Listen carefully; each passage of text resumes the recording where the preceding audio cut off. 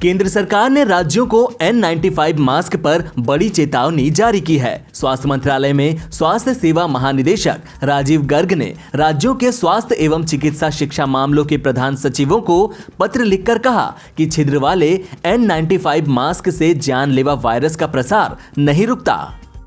यह कोविड-19 महामारी को रोकने के लिए उठाए गए कदमों के विपरीत है। राजीव गर्ग ने राज्यों के स्वास्थ्य एवं चिकित्सा शिक्षा मामलों के प्रधान सचिवों को पत्र लिखकर कहा कि सामने आया है कि अधिकृत स्वास्थ्य कर्मियों की जगह लोग N95 मास्क का अनुचित इस्तेमाल कर रहे हैं, खासकर उनका जिनमें छिद्र युक्त श्वसन यंत्र लगा है। उन्होंने कहा कि आपके संज्ञान में लाया जाता है कि छिद्र युक्त श्वसन यंत्र लगा N95 मास्क कोरोना वायरस के प्रसार को रोकने के लिए अपनाए गए कदमों के विपरीत है, क्योंकि यह वायरस को मास्क के बाहर आने से नहीं रोकता।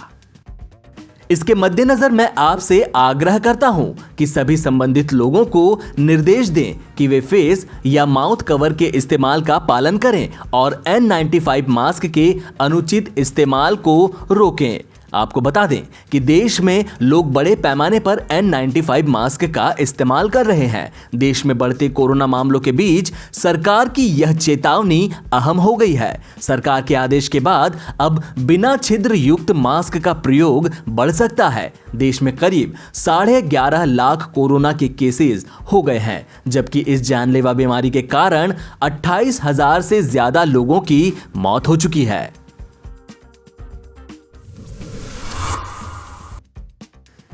केंद्रीय स्वास्थ्य मंत्रालय द्वारा मंगलवार सुबह जारी आंकड़ों के मुताबिक भारत में पिछले 24 घंटे में कोरोना वायरस के 37,148 मामले सामने आने के बाद देश में कोरोना संक्रमितों की कुल संख्या 11,55,191 पर पहुंच गई है, जबकि स्वस्थ होने वाले लोगों की संख्या भी बढ़कर 7,24,577 हो गई है।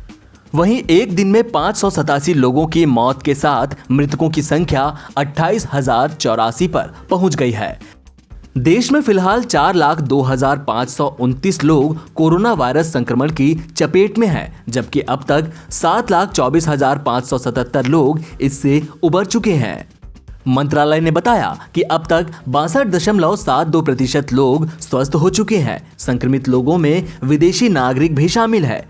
यह लगातार छठा दिन है जब कोविड-19 के 30,000 से ज्यादा मामले सामने आए हैं। पिछले 24 घंटे में हुई 587 मौतों में से 176 लोग महाराष्ट्र से, 72 लोग कर्नाटक से, 70 तमिलनाडु से, 54 आंध्र प्रदेश से और 46 लोग उत्तर प्रदेश से थे। वहीं पश्चिम बंगाल और दिल्ली में 35 लोगों की मौत हुई। गुजरात में 20, मध्य प्रदेश में 17 और जम्मू कश्मीर में 10 लोगों की मौत हुई है। इसके अलावा राजस्थान में 9 लोगों की, पंजाब में 8, तेलंगाना में 7, हरियाणा और ओडिशा में 6, झारखंड में 4, उत्तराखंड में 3, त्रिपुरा और मेघालय में 2 और असम, गोवा, छत्तीसगढ़, केरल और पुडुचेरी में 1 व्यक्ति की मौत हुई है। ICMR के मुताबिक 20 जुलाई तक तकरीबन 1,83,81,330 सैंपल्स की जांच की जा चुकी है, जिनमें से 3,33,995 लोगों की जांच सोमवार को की गई है। कोरोना वायरस की चपेट से अब दिल्ली बाहर आती नजर आ रही है। पॉजिटिविटी रेट लगातार घट रहा है। एक्टिव केसेस की संख्या भी सिर्फ 15,000 हो गई है। रिकवरी रेट 84% के करीब पहुंच चुका है। वहीं जहां कई राज्यों में कोरोना बेड्स की कमी है, वहीं दिल्ली में 77% सरकारी कोरोना बेड खाली है। दिल्ली का पॉजिटिविटी रेट जून महीने में चिंता का विषय बना हुआ था। 8 से 14 जून के बीच यह 32% तक पहुंच गया था, लेकिन इस हफ्ते यह गिरकर सिर्फ 7% पर रह गया है।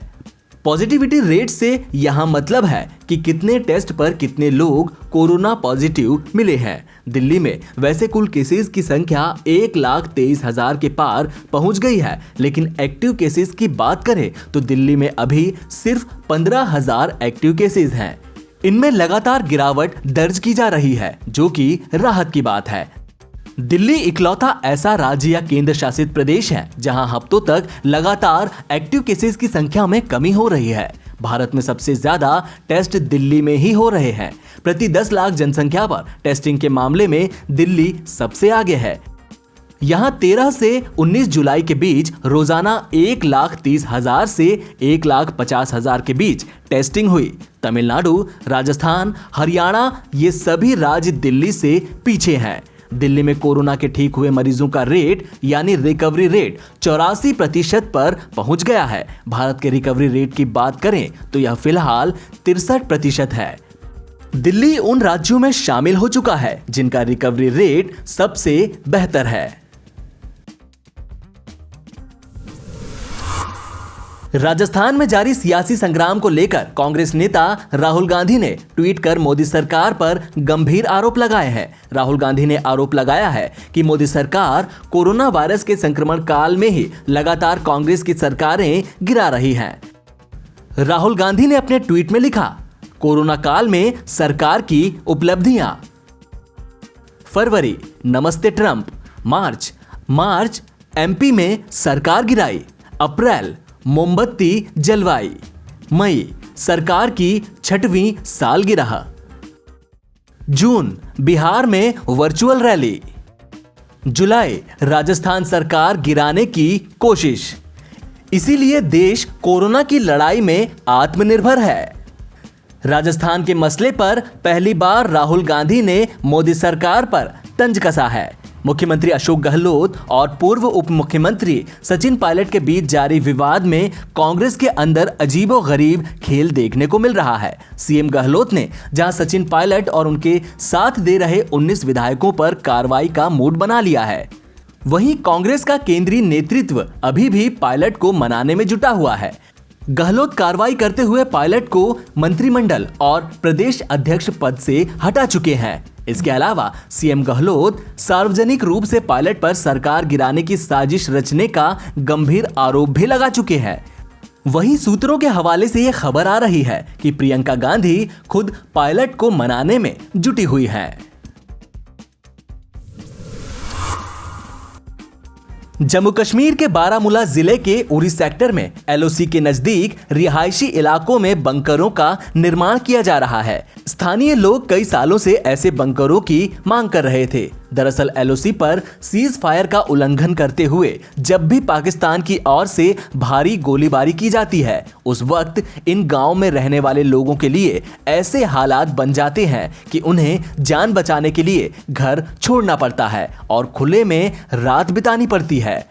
कई बार तो घर के घर तबाह हो जाते हैं। फिलहाल यहां 18 बंकर बनाए जा रहे हैं जहां बेसिक सुविधाएं मौजूद रहेंगी ताकि जरूरत पड़ने पर लोग लंबा वक्त भी काट सकें। 2 कमरों के साथ इसमें एक बाथरूम भी होगा।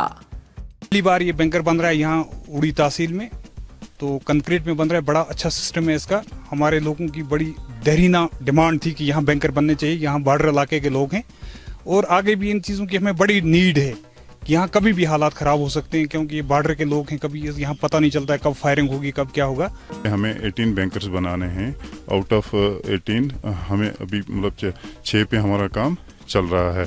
बाकी जो हैं कुछ में टेंडर होना बाकी है, तो कुछ में टेंडर हो गया है। उसका हम जल्दी से मतलब काम कंप्लीट करने की कोशिश कर रहे हैं।